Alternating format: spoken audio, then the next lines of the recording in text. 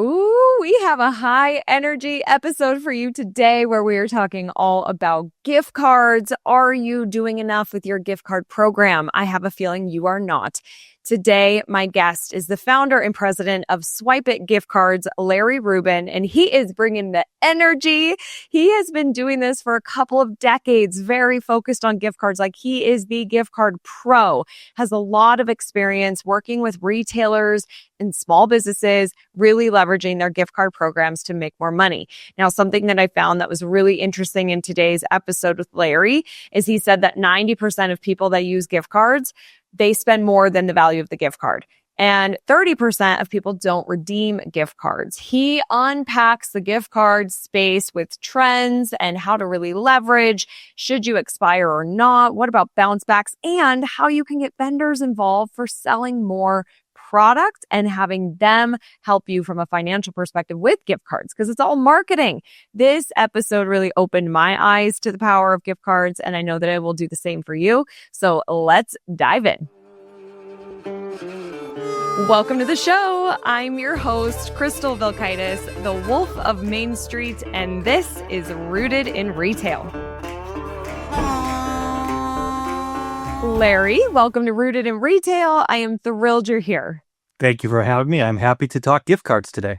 Yeah, I just said to you before we hit record, we haven't really talked about gift cards on the show. And I just have a feeling that there's a lot that we can learn from you today that we're not doing. And so before we dive in, will you share a little bit about you and your retail history and journey?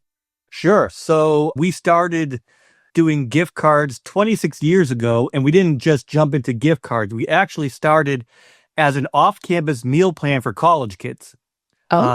So, yes, we had noticed when I was a student at UMass Amherst, the Massachusetts State School, some guy walked around and he came up to the fraternity house and he says, "Hey, I have this card, and you can use this card at 8 restaurants around Amherst."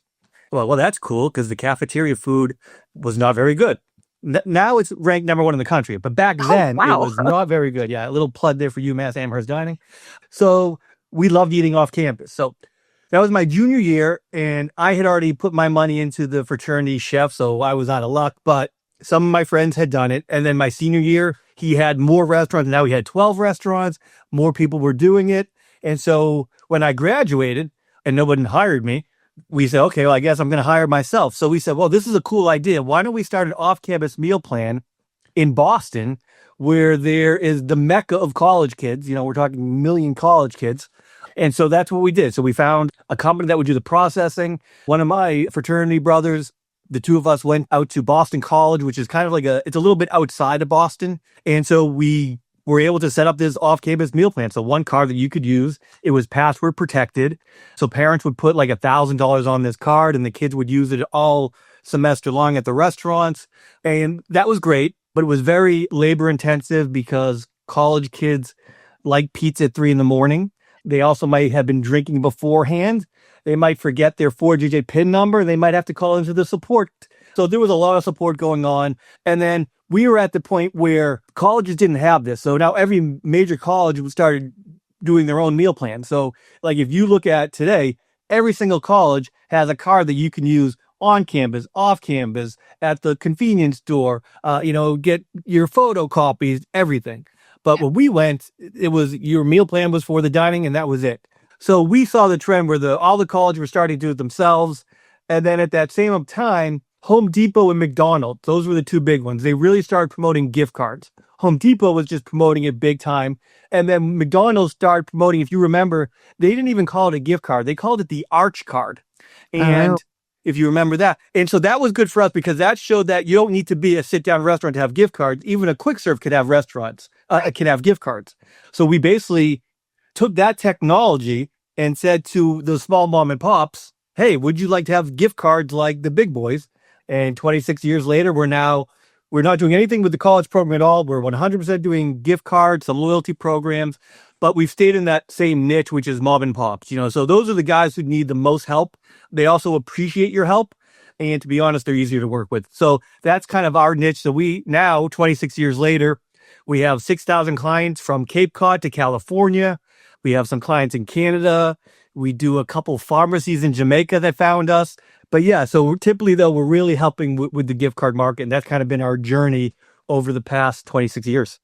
Amazing. So you are super rooted in gift cards, that's for sure. And Yes. I just feel I'm so excited for this conversation because typically our retailers, I mean, a lot of them probably offer gift cards or maybe it's a bigger emphasis during the holidays. Yeah. But how can retailers better leverage gift cards as a strategic tool to drive sales all year round?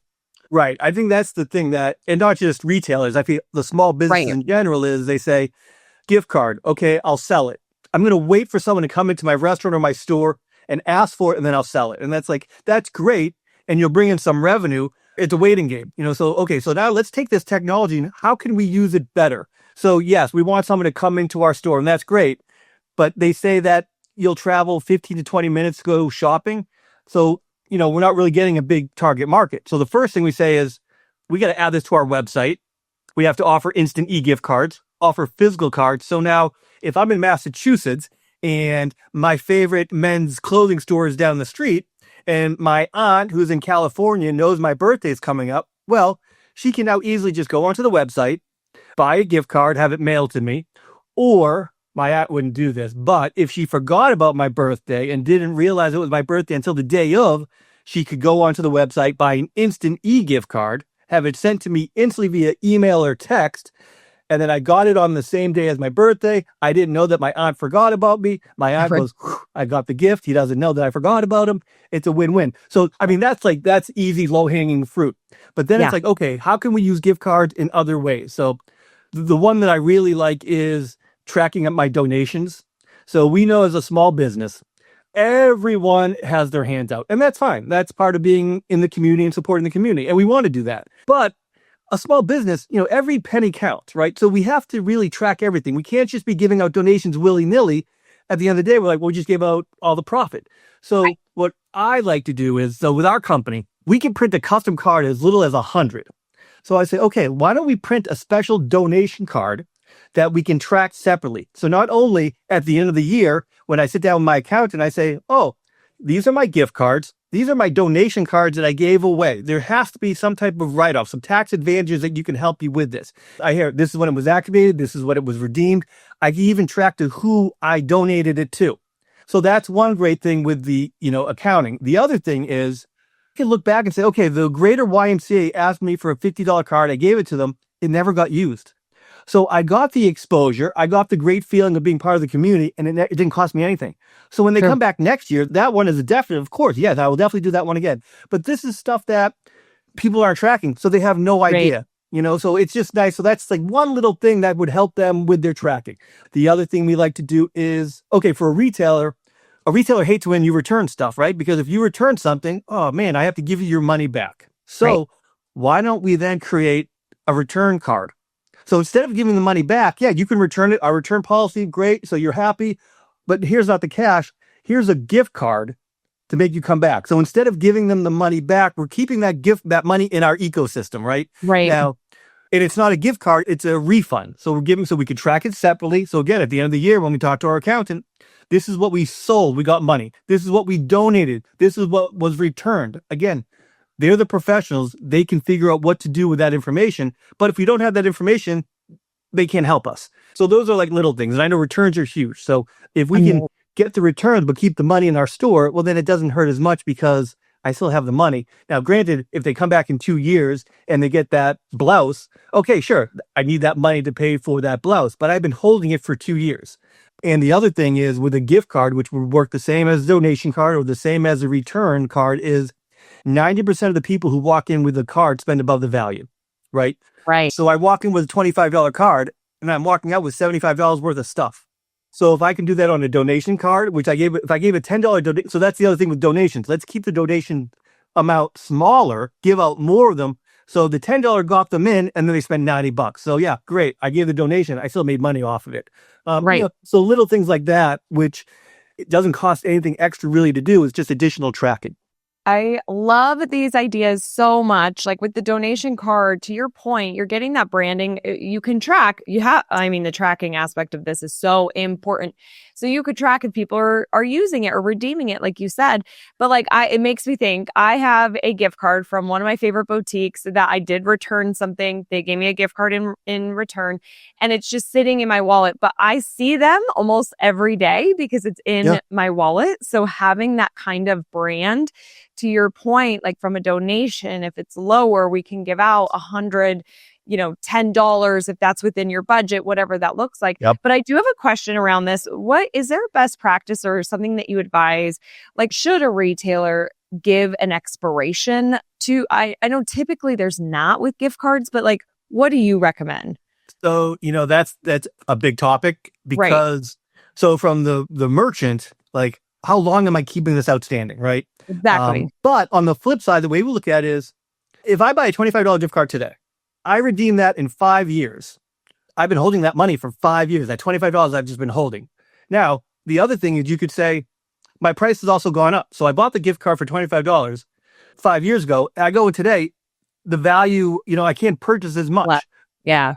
Right. So again, I think, I always say, number one, we always have to check what the gift card laws by state, because every state has different gift card laws. We want to abide by the laws, number one. But then it comes into a customer service issue. And I think, personally, no, don't expire them, because, again, like we talked about before, I'm going to spend more value once I walk in. So whether I walked in 2 weeks, 2 months, or 2 years, why do I care? I've been holding your money. Now, if you walk in after 2 years, you get up there with your water bottle and your pen, and I go to pay for it, and that card's expired. So number one, I'm like, well, you can take that back. I'm not buying it. Right. And then I will tell twice as many people about how awful they were that they didn't accept my gift card. Yep. Where the better thing to say, if you do want to expire, say, this card's expired, but I'm going to honor it for you. Now the person's going to walk out with their stuff, and they're going to tell twice as many people, I had a gift card, it was expired, but they took it anyway. Oh, great customer service. So it's really how you spin it. So you can expire it and then kind of make exceptions for certain people, or don't have it expire and then you don't have that customer service issue, because you don't want to, like, someone gave me this, I got it as a gift, I'm so happy, I come in to use it. No, you can't use it. I know. I could so see that creating a negative experience. And so Correct. I just want our listeners, if anybody was thinking like, oh, but what if I donate gift cards and then in 5 years somebody uses it? Well, they purchased that. To your point, they're going to get less most likely for that 5 years. And we want to honor it. It's already been bought. It's a better experience, and it's so worth it to honor it than not, to your point, in the negativity you could get from it. So I so agree with you. Okay, now I love real life examples and talking about, case studies here on the show. Yes. So can you walk us through a real life example of a small business that used gift cards to drive not just revenue, but also loyalty and foot traffic? So I have two that I thought of. One is kind of a larger scope, which is a really cool story. So we do individual places, but we also do like universal cards. So like a Chamber of Commerce will have a gift card that will be used at, 200 different businesses in the location. And that's great because typically those are all mom and pops anyway. So again, it ties into what we're doing. So we had a Chamber of Commerce that we work with, and they partnered with a local large business in the town. This local large business said, I am donating $10,000 to the Chamber. So then the Chamber ran a special, and everyone who bought a $25 gift card got $50 worth of value. It made people go on and make a purchase. So they had to spend the $25. Then they got an additional $25. So the company that donated, wow, they're like the kings of the town because look what they did. And then, so now there's $50, but that $50 is just being pushed to the local community, just by a local program. So that's an example of kind of a whole universal thing where we had a large company work with the Chamber. At the end of the day, it was all about using the gift cards to push foot traffic to all of the local community. So that was a really cool thing. Love that. And then if we want to take it on like a smaller scale, I was thinking that we have like a small jeweler on Cape Cod, and they wanted to start a reward program. And so we helped them basically come out with they have a VIP card. So they feel all special when they get it. And then every time they come into the jewelry store, whatever they spend, they swipe their loyalty card and we accrue their points. When they hit a certain amount of points, they get free dollars. So I think they're doing it for every $200 they spend, they get $20. And so our system tracks it on this loyalty card. And then when they get the free money actually goes right on their loyalty card, turning their loyalty card into a personal gift card. So they only need to have one card. So they can come in and they can say, I'm going to buy a bracelet and I earn 20 points and then I leave. And I come in and say, oh, I've earned $100. I'd like to use that today as a purchase. And so that was a very cost-effective program that was helping this small jewelry store that was in kind of a large shopping center surrounded by some large retailers. And we set this program up, I think, in 2018. So she just ordered new cards the other day. So the program is still working and she's still competing and going into a busy summer for her. So that's kind of two way different examples of how we kind of help these little guys. Amazing. Okay, love these examples. I really love the idea of your loyalty being attached to a card that can turn into a gift card, because then you could pass that along as a gift to somebody. Like, let's say that you built up $100 on this gift card.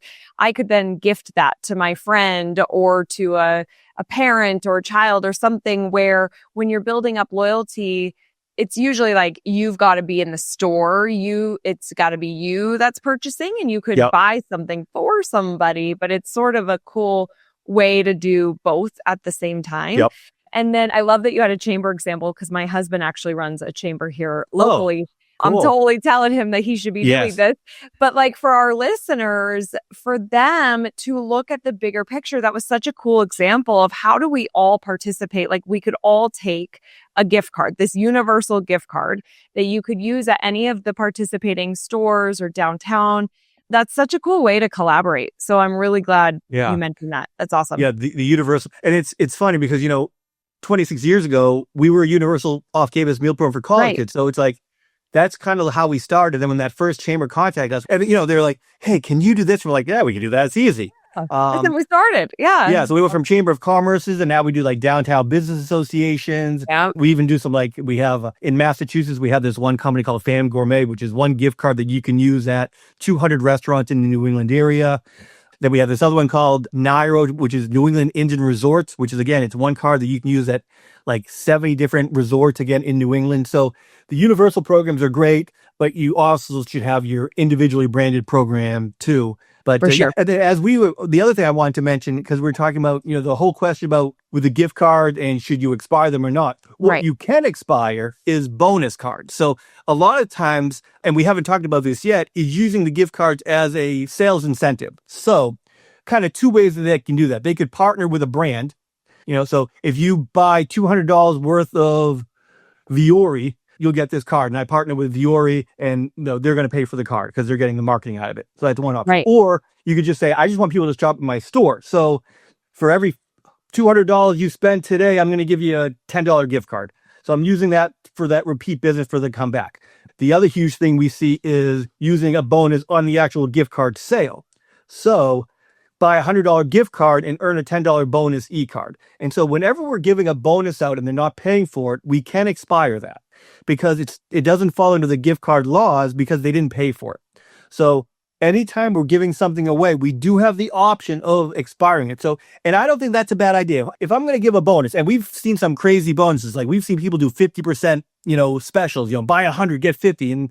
And so, yeah, they're going to expire that gift card in 6 months or a year because that's real money that they gave for free. And the whole point of it is to get them to use it right away. So I don't take any ill offense to people who are expiring their bonus cards. I think that is smart.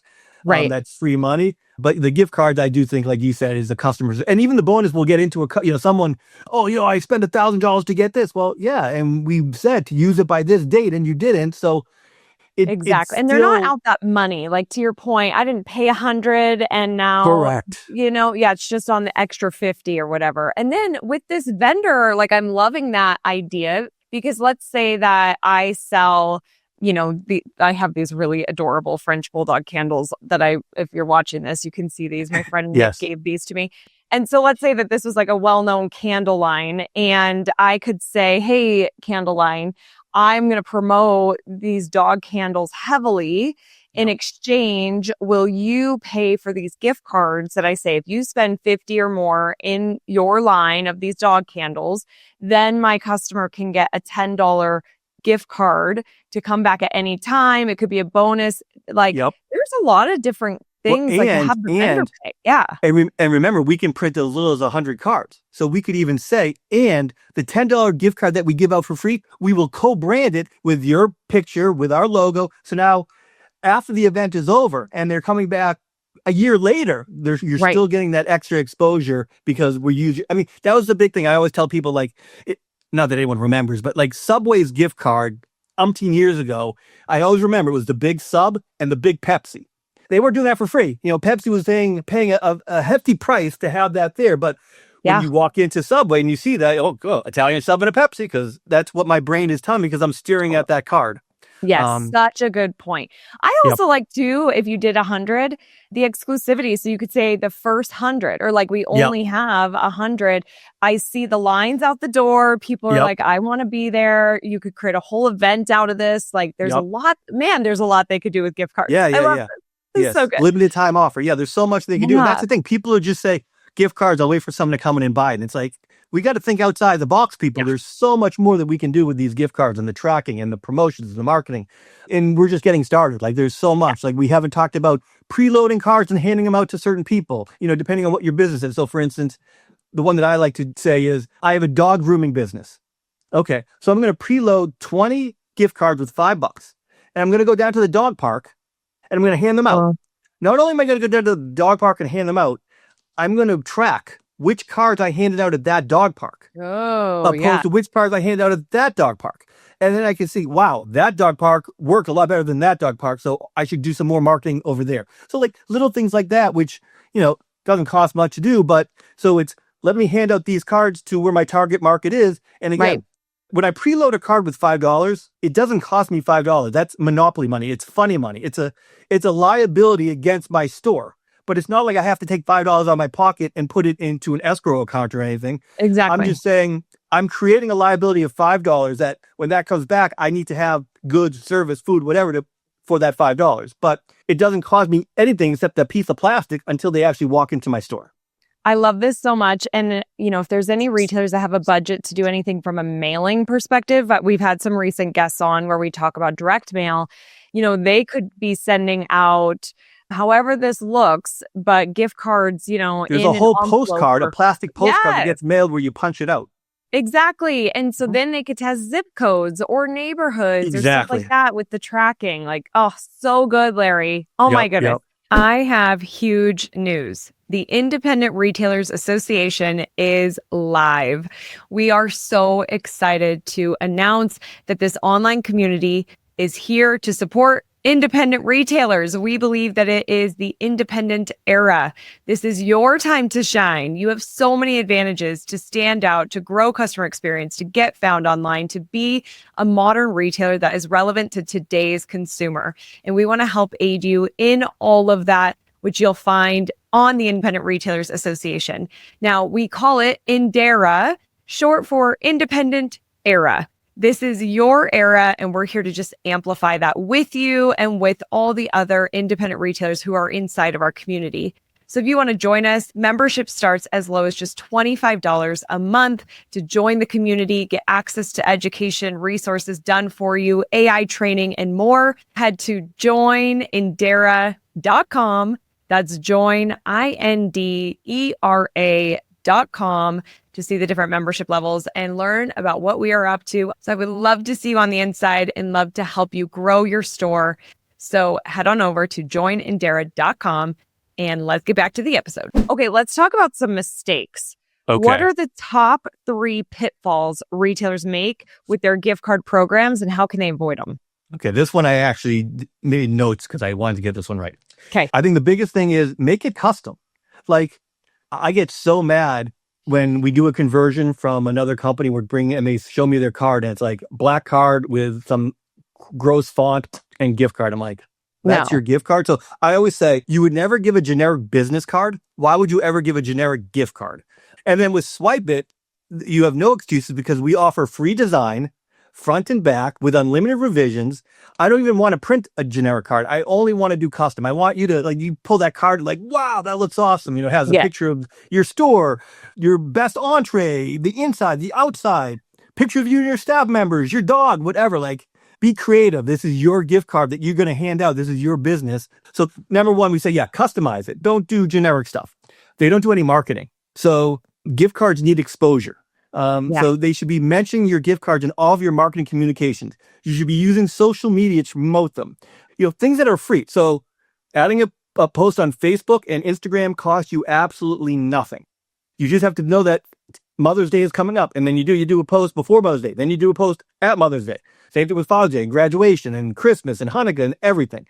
So that's free. The other thing is, really, on January 1, we should sit down and say, let's put together a gift card marketing plan. We know what the gift card holidays are. They're the same time every year.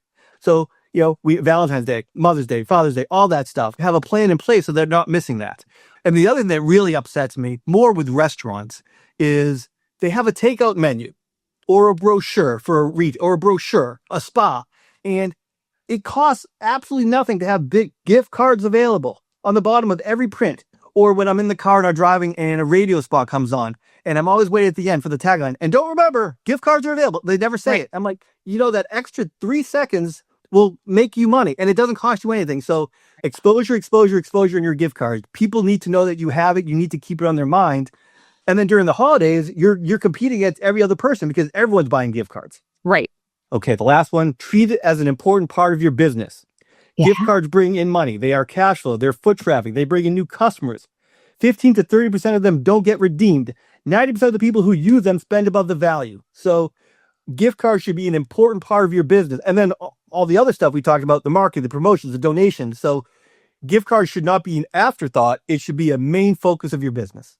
Dang. Preach, Larry. Coming from the gift card guy. I love it. Man, that was just Give us some respect. Exactly. That was so good, though. And I was even thinking, too, such an easy place for you to put it in your emails that you send out at the bottom. We've got gift cards, right? It's just about branding because you never know when somebody needs a gift and they just don't know what to get. And they're like, oh, my God, that's the gift. And to your point, too, of the e-gifts, same day, like Mother's Day, posting it, night before or day of, hey, did you totally drop the ball on this? Send an e-gift. You do it right now. That's easy to promote. Love it. Yep. So that's whenever we start working with a new client or they come to us, the first thing I always do is I go to their social media and I go to Christmas. So I go to December to see if they have any posts. And it is amazing. It is amazing how people they'll promote our catering services. They'll promote, hey, we're having a holiday party.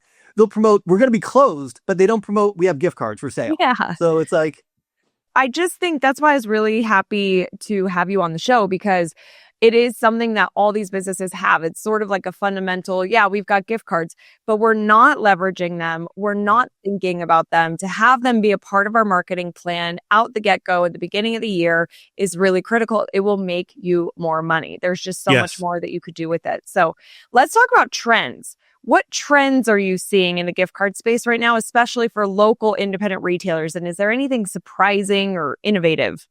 So I think the biggest thing is that they're waking up and saying, okay, I can sell them on my website.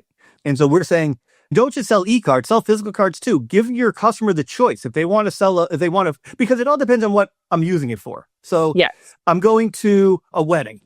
Here's the gift I printed out for you. No, here's the nice gift card in the envelope, in a nice thing. It's a nicer presentation. So, we get that certain times you want an e-card, but certain times you might want a physical card. So I always say, give your customer the choice, offer both.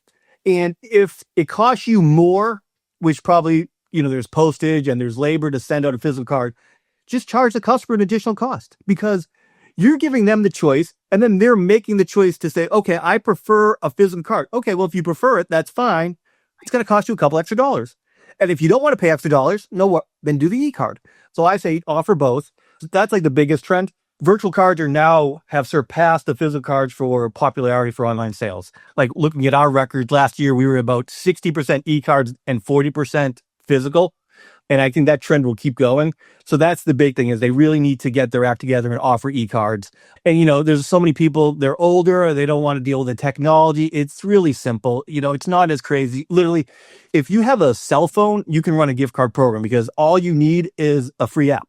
That we have. So if you can just download a free, and every store has tablets already. So even people who aren't the most technical savvy can get into a gift card, e-card program And the big thing is we're here to support them, or their processing company is there to support them. So that's the other big thing is there's gift card companies like Swipe It. And, we're gift card geeks. This is what we love. This is what we do. And then there's point of sale systems and there's credit card companies. Those guys offer gift card programs because they have to and because they want to get all the money from you.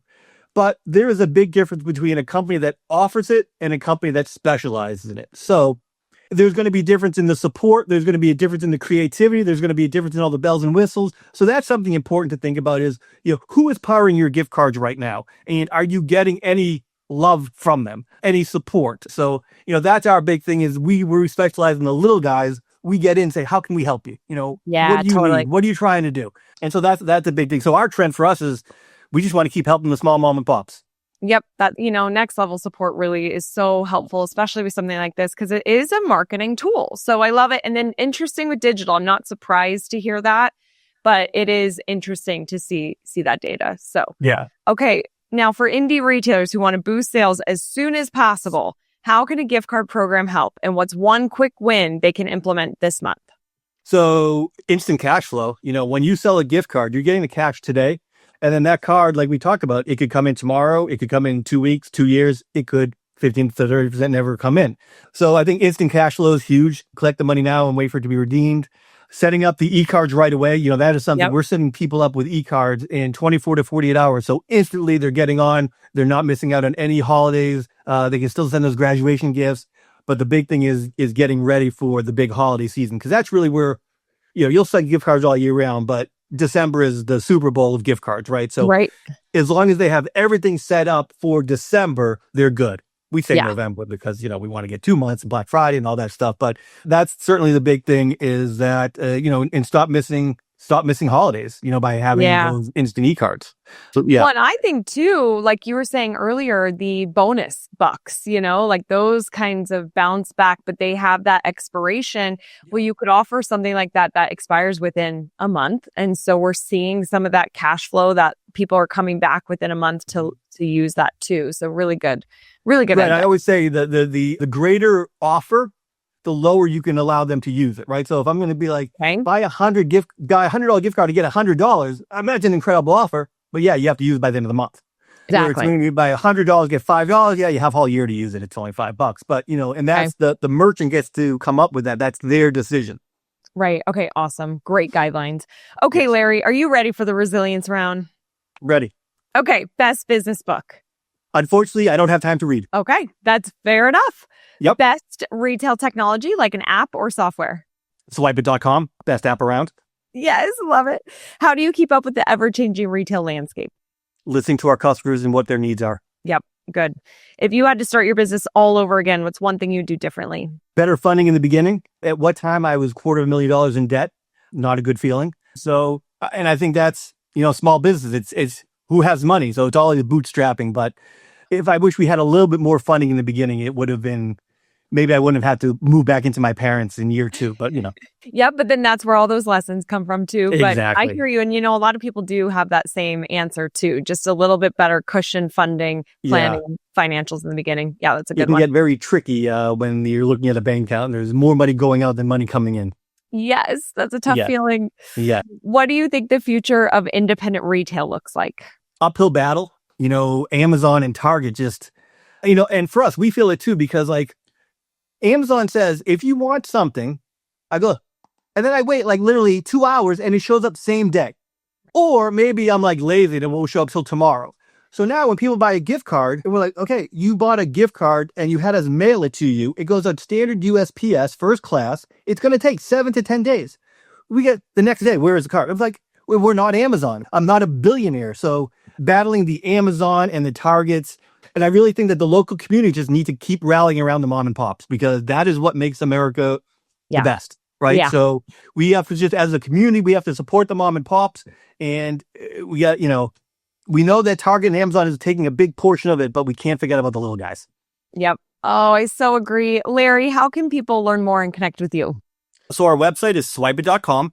Since COVID, I, as you can see, work remote, which means I have to walk by my home office pretty much to do anything, which means Larry at swipeit.com. I am checking all day, every day, all night. I love emailing. I love talking about gift cards. So yeah, the best way is to go to our website, shoot me an email, or even give me a call. Awesome. I love I'll it. talk to you. Larry, this was such a fun conversation. I Awesome. love your energy. I love your passion. Thank you so much for being here. I enjoyed it. This was great. And I will be honored to come back for a future show.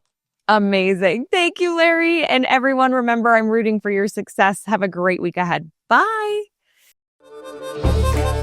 Thank you so much for listening to the Rooted in Retail podcast. It means the world to me to have you here. If you find value in this show and you listen on an iPhone, if you could leave a review on the Apple Podcast app, that would be amazing. And if you watch YouTube, if you're a YouTube subscriber, we film this. And so if you rather watch the show, you can also do that over on YouTube. Again, thank you for listening, and I'll see you on the next episode.